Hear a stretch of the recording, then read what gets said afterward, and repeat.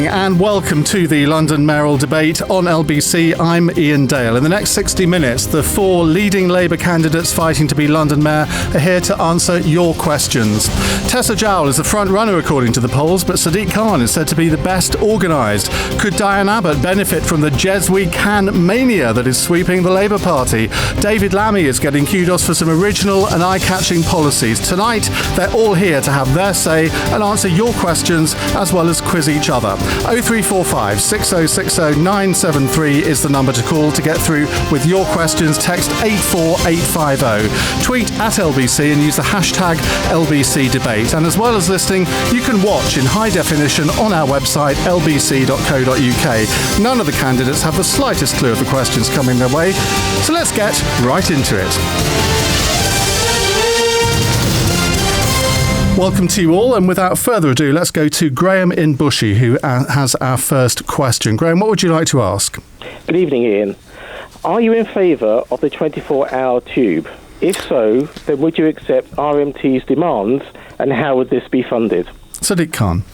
Well, I'm in favour of the 24-hour tube, as are most Londoners. What I would do, Graham, is, as Mayor of London, sit down with the trade unions, talk to them, listen to them and negotiate with them. I've been concerned about the way Boris Johnson's handled negotiations, and I asked a FOI question of City Hall. I said, in the last 7 years, how many times has Boris Johnson met with the trade unions? And the answer was 0. And we know that the tubes are important to the lifeline of London's economy. I then asked Boris Johnson, well, in the last 2 years, how many times have you met with Joanna Lumley to discuss the Garden Bridge, his vanity project? Answer 3 times. And what I would do, Graham, is not give in to demands if I think they're unreasonable, but you must sit down and talk to those who work in our tubes. We've known since December 2013 that the 24-hour tubes will begin on September the 12th, and only now at the 11th hour on the last day is Boris Johnson taking an interest. And what London can't afford is a part-time mayor not interested in running London. He would argue that he's leaving it to the professional negotiators who know what they're doing. Why is that the wrong approach? Because you've got to provide leadership. Look, you can't be the part-time chair of a company when you're Mayor of London. You've got to be a full-time mayor.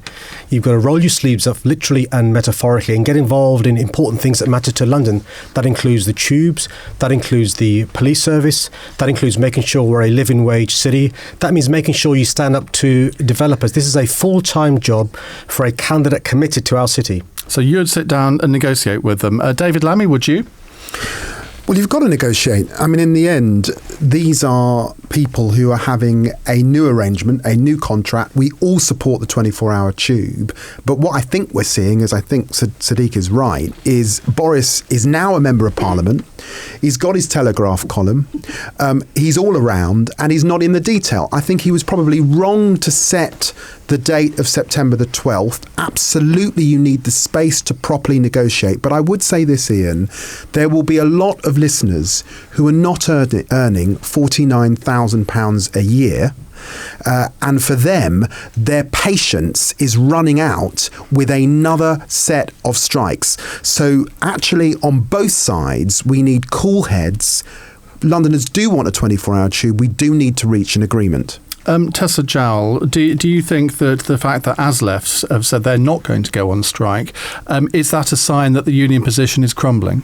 Well, I don't like terms like the union position is crumbling. I think that I hope that the strikes which are scheduled for the end of this month will not take place. And yes, I'm in favour of the 24-hour tube, but I think that the origins of this dispute were probably months and months ago, and it represents more than anything else a breakdown of trust between the trade unions and the management at TfL. And I think it is right that the management negotiate, but I think it's very important that the mayor has a relationship with the trade unions, a relationship of confidence, which means that decisions about the modernisation of services like a 24-hour tube are the subject of discussion and negotiation before reaching this point. What part of the RMT's position do you support?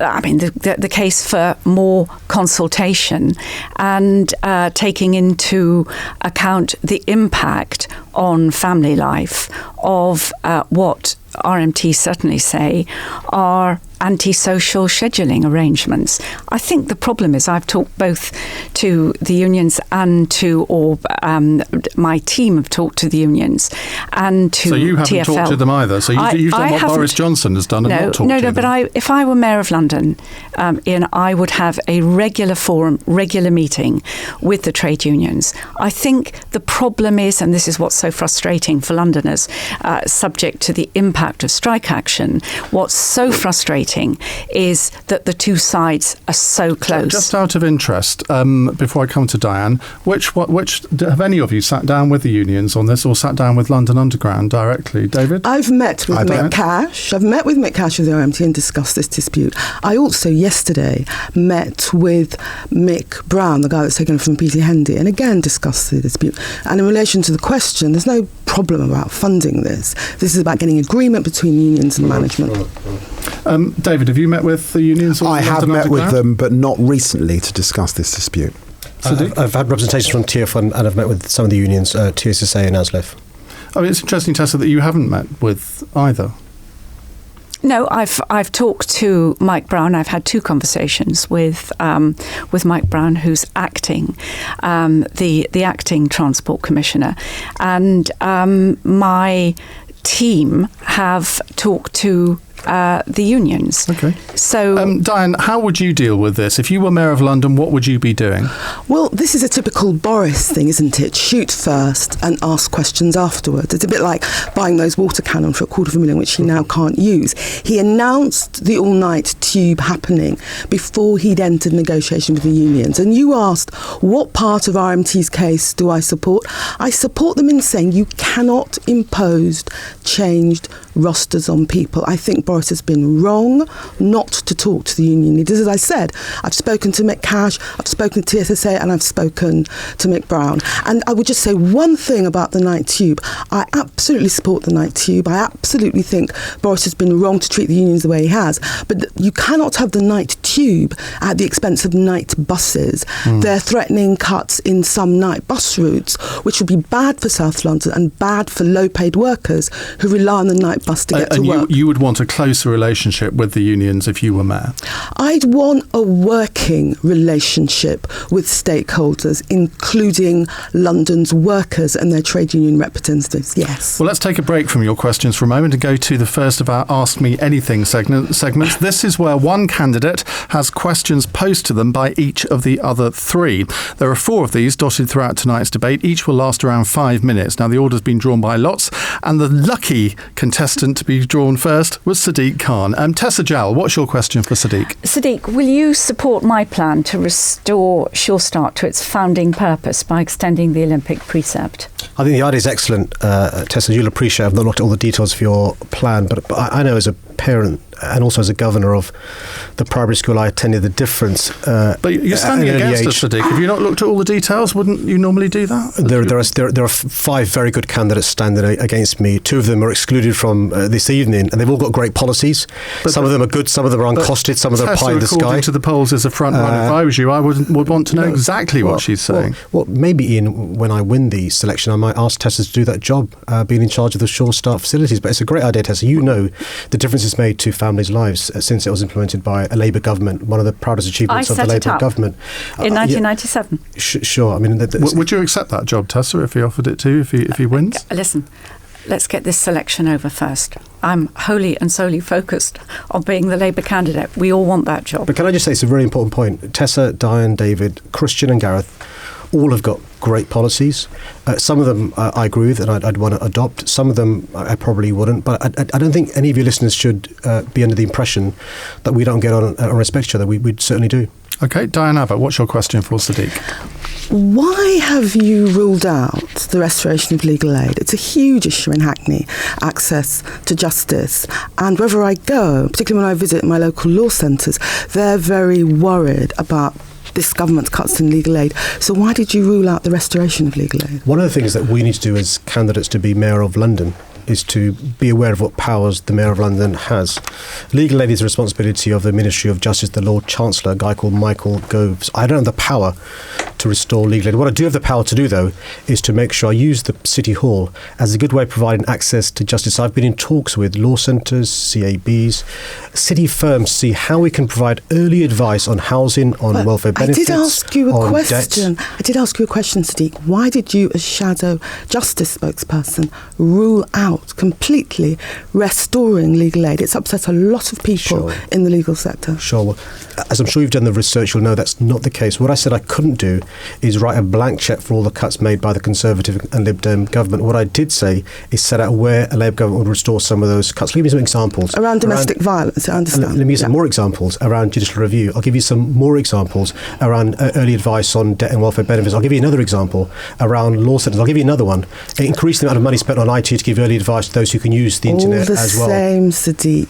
People, lawyers, legal aid lawyers in London were very upset by your position. Well, let me just reassure you, Diane, as somebody who actually did legal aid work, as I did, many legal aid lawyers are supporting me in my bid to become Mayor of London. And just this week, the former Director of Public Prosecution, who did a lot of his work on legal aid before he became the DPP, Keir Starmer, who's a new Member of Parliament, he supported me in my bid to be Mayor of London. And I'm grateful for all the support I get from lawyers and non-lawyers as well. With respect to it, I don't think Diane was making the point about lawyer support. What the point she was making was that the poorest people in her constituency throughout London, they're the ones being affected by this, and surely they're the people that you should be standing up for. And I have been. And you just have to look at my track record. There are advice deserts in London caused by the cuts made by the coalition government. The bill for legal aid in 2010 was £2.1 billion. By the end of the last Parliament, the bill for legal aid was £1.5 billion. You can't look at it in terms of a bill. It provides people access to justice, which means they get their day in court. The family of Stephen Lawrence, John Charles Jimenez, the Gurkhas. We can all think of cases where people have got access to justice because of legal aid. I'm really proud that legal aid was one of the three pillars of the welfare state the Labour government in 1945 created. David Lammy has a question for you. Sadiq, you've rightly talked about rents, you've talked about a lettings agency and right to buy. What you don't seem to have a plan on is building the 60,000 homes that London needs. How will you do that? A number of ways, David. Firstly, we've got to make sure that the Mayor of London is in charge of homes rather than setting up a quango, which will take some time to get going and also cost a lot of money. So from day one, I will set out what my supplementary planning guidance will be, an expectation on local authorities, and others what I expect in relation to housing in London. And I will say to local authorities, my expectation is wherever there's an application for a development, at least 50% should be genuinely affordable. That means with a social rent. What does affordable mean, though? I was going to answer, Iain, but thanks for prompting me. Either a social rent, which there's a formula based on manual workers' salary. It's £120 a week, roughly speaking. But also I'll start a new thing called a London living rent, which will be based on your earnings rather than on market value of rent. And that'll be one-third Sadiq, of that's people's not a plan earnings. to build 60,000 homes. It's affordability and living rents. What's the plan to build the 60,000? But let me get there. So firstly, if you want to be Mayor of London, you understand how the process works. And I was a councillor for 12 years. Patronising, if I may say so. I mean, you say you're all collegiate, and yet you've been patronising to Tessa. You've been patronising to Diane. Now you're being patronising to David. Well, you're next, Iain. Well, I probably am, but I really wouldn't recommend it. So the London plan sets out the Bible for London's local authorities. There are 32 local authorities, and I would from day one set out a supplementary planning guidance. What I expect from the 32 local authorities. That's a bit of guidance. What we've got to do is make sure that we use the powers we've got, as well as make sure the government gives us more powers. So we want to make sure there is a revenue stream so we can go to the... Sadiq, I've said, let's go to the bond markets, raise 10 billion to build. What's the plan to build the 60,000? Guidance, affordability, rents, that's not a plan to build. Listen, it's really important that local authorities who want to build more affordable homes are given the green light from City Hall to do so. Let me tell you the concern now. The concern now is a local authority will say to a developer, I want you to build 40%, 50% more affordable homes. I want you to build more homes. The developer will say, no, go round the local authority to the Mayor of London. I'll say to local authorities, have the confidence to demand more from your developers. More homes will be built. More important, David, it's the right sorts of homes. It's not a numbers game. It's homes for Londoners housing rather than investors in Shanghai. I think we'll cover housing a little bit later. So let's call this to a close here and go on to our next question. It's from Sam, who's in Spain. Hello, Sam. Hello there. Hi, what would you like to ask? In light of the comments made by Tony Blair today, does the Labour Party face annihilation? No. Tessa Jowell. We could spend a whole hour, Sam, talking about the leadership debate and the crossfire. Of course, the Labour Party 5 minutes will do. What? 5 minutes will do. No. Of course, the Labour Party doesn't face annihilation. I'm delighted that actually a lot of these new young members, Sam, are working on my campaign and giving it energy and vitalising it, and I absolutely love that. And I hope that Jeremy Corbyn's people working on your campaign. That's stretching it, Tessa. Come on. I don't think that's quite what she said, to be fair. But listen, I said a lot of young people who've joined the Labour Party are working on my campaign. Sorry, David, they chose not to come to you. They've come to my campaign. We're building a movement for London, and it's fantastic. But you don't seriously think that the 160,000 people who joined the Labour Party yesterday are basically going to vote for Liz Kendall, Yvette Cooper, or Andy Burnham? Most of them are going to go to Jeremy Corbyn, aren't they? Yeah, well, listen, this is all the stuff of the polls and headlines that we can read every day. I am actually wholly and solely focused on trying to get the nomination to be the Labour candidate as Mayor of London. But a Jeremy Corbyn leadership would have a great impact on your ability to do that. And I mean, you are well known as a leading Blairite. Do you not agree with Tony Blair's analysis in The Guardian? Look, I think that Tony Blair's analysis risks being a distraction to the mayoral so it might contest. get Jeremy Corbyn more votes. Iain, I'm sorry. This is this is a game you'd like to play all the time. I'm playing it. We're here today, exactly. We're here today for the benefit of your listeners to talk about talk about the campaign Tessa, to be it's Mayor a of simple London. question. Was Tony Blair right or wrong? Look, Tony Blair is perfectly entitled to write whatever he likes. Was he right or wrong? It's a simple question. Listen, I've told you, I've answered the question. No, you haven't. I want a yes or no. Which is that the Labour Party will not be annihilated. You're doing Yvette Cooper and Andy Burnham and Liz Kendall. That's what they did in the Labour leadership debate. In this studio, they wouldn't give me a direct answer. No, well, you said to me... Diane will give me a direct answer in a minute. Well, I know Diane will. Diane's got form on this. But the fact is, the Labour Party will not be annihilated. OK, all right. Diane. Look, Tony Blair led us to one of our greatest ever election victories in 1997, after a period when people thought we could never win again, and you can never take that away from him. But he's quite wrong wrong to intervene in this way.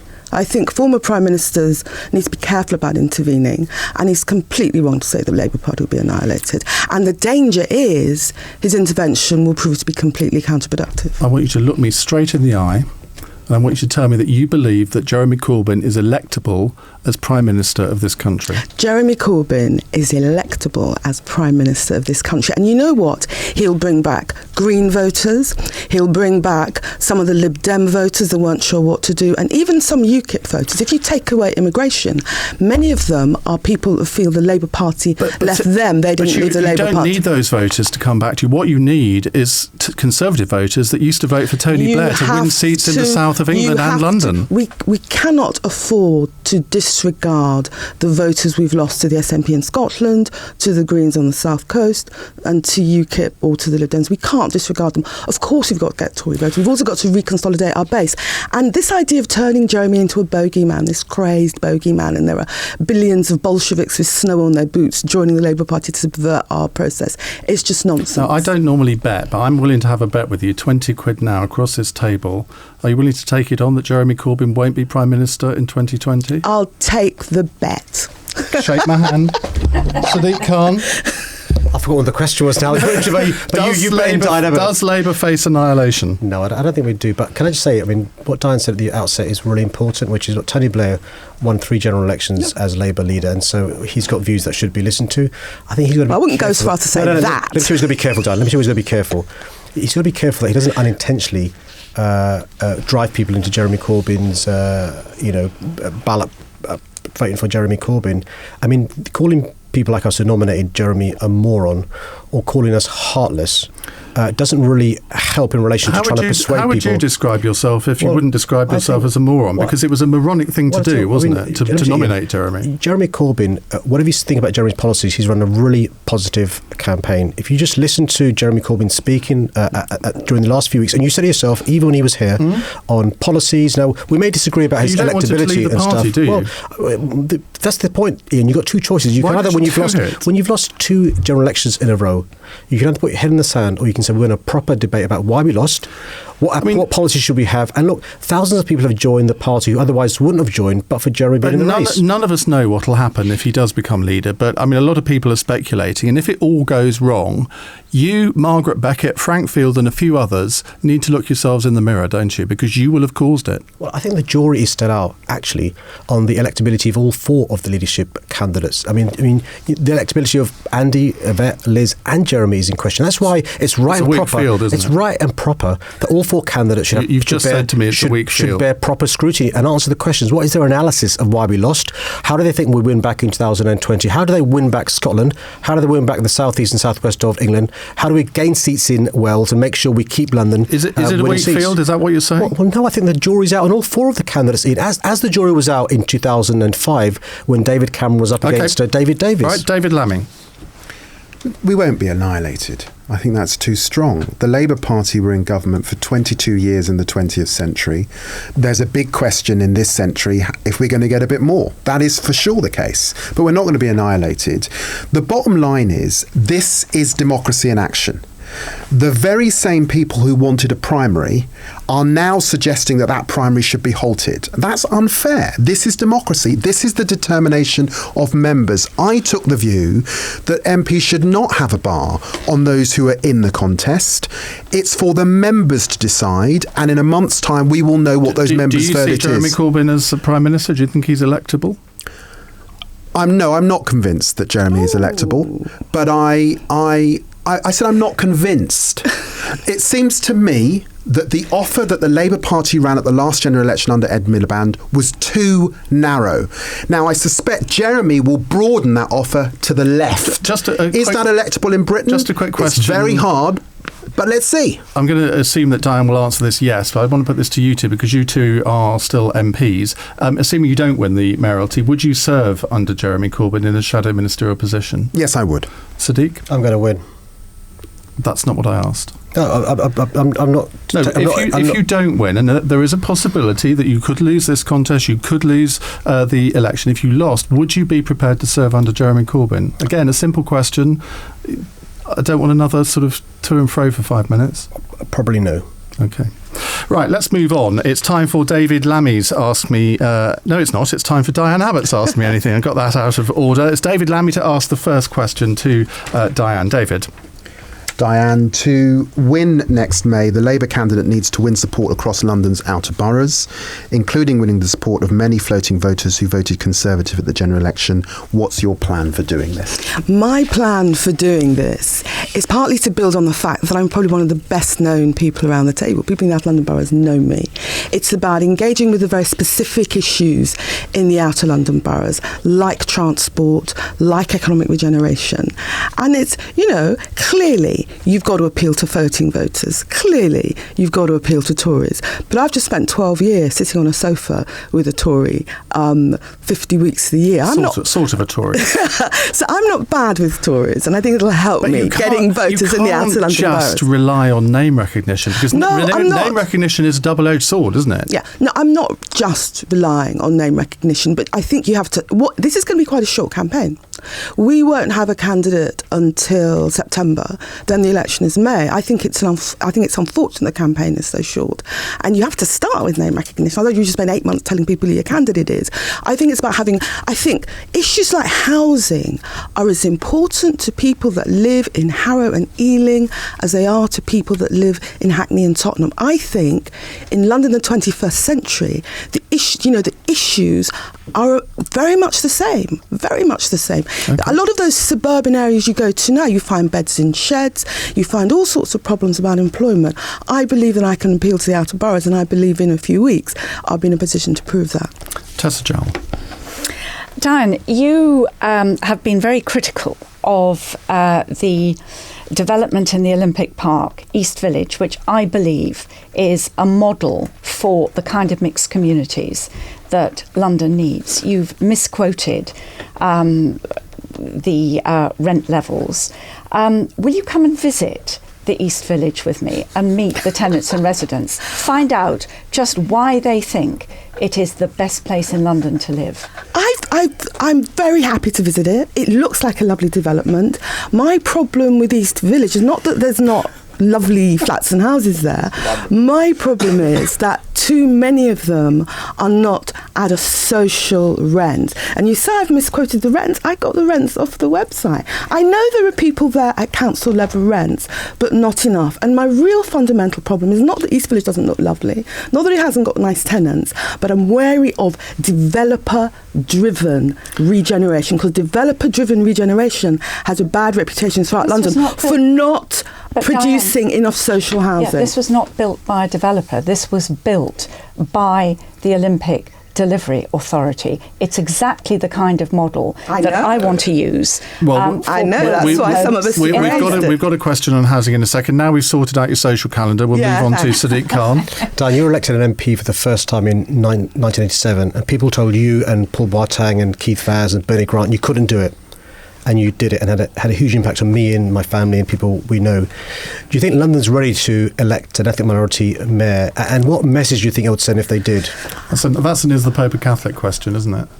No, it's an important question, because LBC has polled asking people would they feel comfortable with a Muslim mayor.